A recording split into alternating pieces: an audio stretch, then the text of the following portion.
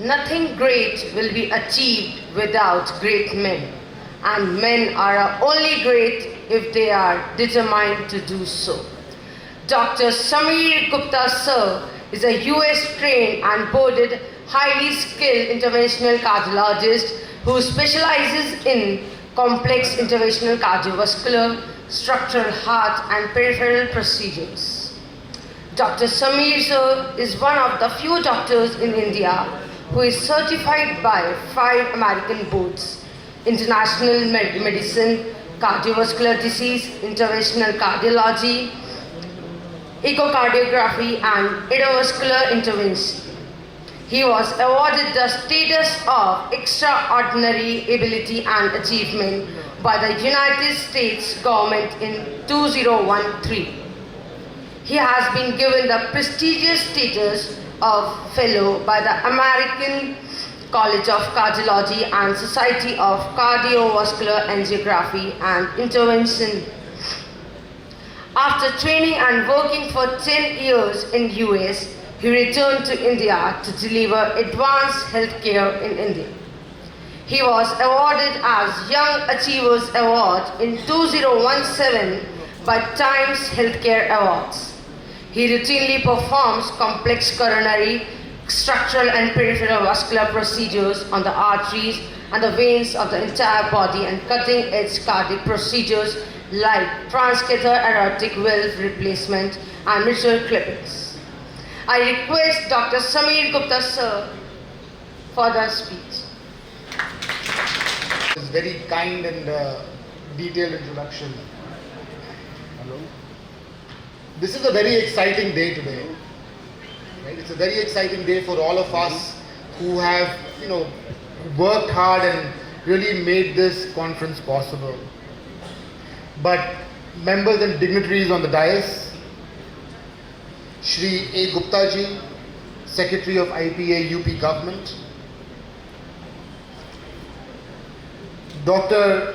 Asami, the Dean of the School of Pharmacy and Management and Science University in Malaysia, Dr. Kamini Walia, Scientist F, Division of Epidemiology and Communicable Diseases in ICMR, she's our guest of honor, Dr. J.P. Prakash, Senior Scientific Officer, Indian Pharmacopoeia Commission, Ghaziabad,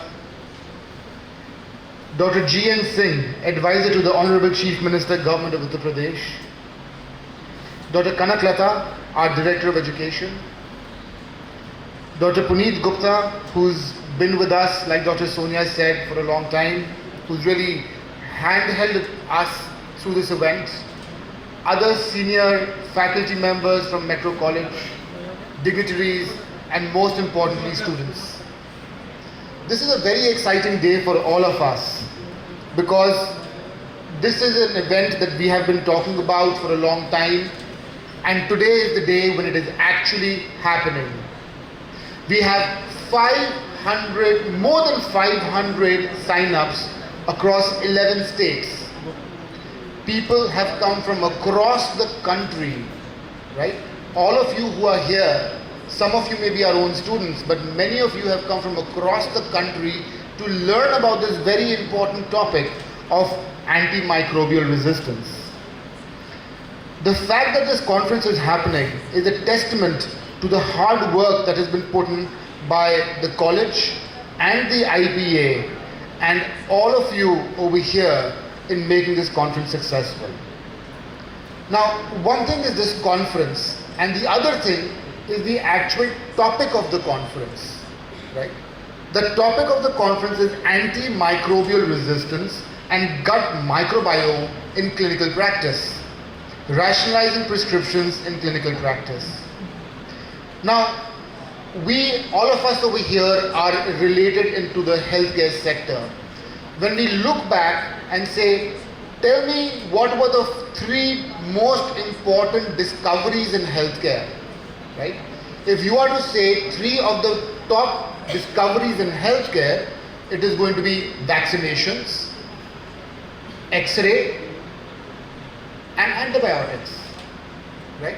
Antibiotic is one of the biggest healthcare discoveries for mankind, not just in healthcare, for mankind. Now, penicillin was the first antibiotic which was discovered in 1928 by Alexander Fleming. We've all read about it, we've all heard about it, but that was a pivotal moment in healthcare, right? If you think about it, imagine you have a common cold. आपको खांसी हो जाती है, थोड़ा diarrhoea हो गया, right? Everybody has it nowadays. We have a cold, ear infection, stomach infection, and now there is no treatment, and this escalates out of control and you die of septic shock.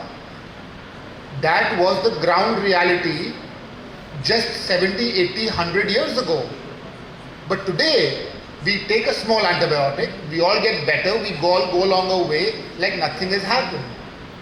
So antibiotics have been extremely essential over the last 100 years in healthcare and in medicine delivery. But now this is changing. We are facing a big problem. We are getting the problem of antibiotic resistance. Now imagine that right now you have a cold, you have an ear infection, you have a stomach infection, and you take an antibiotic and you get better. But what if you are not able to get better? What if you do not have an antibiotic to treat your infection? This is the ground reality of today. They are called superbugs. And there has been reported cases in America where there was a patient who had come from India, got an infection with this bug. It was called NDM, New Delhi Metallo Beta Lactamase 1. That patient had a gene in his infection, had an infection, and the infection, the bacteria had this gene, and there was no antibiotic known to man to treat that patient, and that patient died. This happened 3 years ago in America, and this bug that that patient had picked up had come from India. So antibiotic resistance is a major problem. It is recognized by most global healthcare institutions and even economic institutions that antibiotic resistance is a big problem. And they say that 700,000 people, about 7 lakh people across the world die of antibiotic resistance. And this number will become 1 crore. It will become 1 crore in 20-30 years if we do not find a solution today. So what are the solutions for antibiotic resistance? How do we go about it? How can we ensure that the people are not facing this problem? So when you look at it broadly, there are 2 or 3 things that you can do, right? First thing is develop new antibiotics. That right now the last line drug is colistin, which is a very strong antibiotic we use. It's a very toxic antibiotic. What do we have after that, right? So one option is developing new antibiotics, and the other option, the other way to treat it, is rationalizing prescriptions of antibiotics. This is what we need to do. All of us over here, you're all students, some of you are faculty, distinguished leaders in healthcare. It is our responsibility to ensure that these antibiotics are not misused. Over the span of the next 2 days, a lot of you will be learning about it, deliberating, debating. We have leaders and teachers from across the world, from Malaysia, from other parts of the world, and all of you are going to be talking and debating about it.